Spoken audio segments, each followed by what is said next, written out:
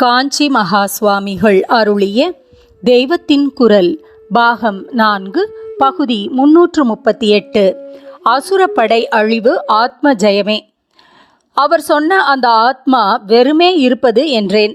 அப்புறம் வெறுமே என்றால் வெறிச்சென்று சூன்யமாய் என்று இல்லை, அது சைத்தன்யமாய் ஆனந்தமாய் இருப்பது என்றேன். இருப்பதுதான் சத். ஜடமாய் இருந்தால் உயிராய் அறிவாய் உணர்வாய் உள்ள சைத்தன்யமே சித். அந்த உணர்வு வெளியிலே ஒன்றை அனுபவித்தால் ஏற்படுவதாக இல்லாமல் தனது சுபாவத்திலேயே இருப்பதாக அனுபவிப்பதுதான் ஆனந்தம். சத் சித் ஆனந்தம் என்றே இதனால் ஆத்மாவை சொல்கிறார்கள். இது வெளியில் உள்ள ஒன்றை அறிவதாகவும் அதை குறித்து ஆனந்திப்பதாகவும் இல்லாமல் சுபோதமாக, அதாவது தன் அறிவாக தன் உணர்வாக இருப்பதால் தான் வெறுமே என்று சொல்ல நேர்ந்தது.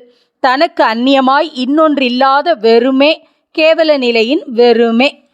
அந்த நிலைக்கு போய் மனசு இல்லாமல் உடம்பு இல்லாமல், அதாவது உடம்பை நான் என்று நினைக்காமல், ஆனால் தான் காம குரோதாதி அசுரப்படை அழிந்து ஆத்ம ஜெயம் பெற முடியும்.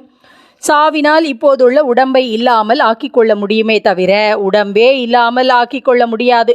செத்தாலும் மறுஜன்மாவில் மறுபடி ஒரு உடம்பு, நரகத்தில் யாதனா சரீரம், சூசைட் பேய் உடம்பு என்று உடம்புகள் ஏற்படத்தான் செய்யும்.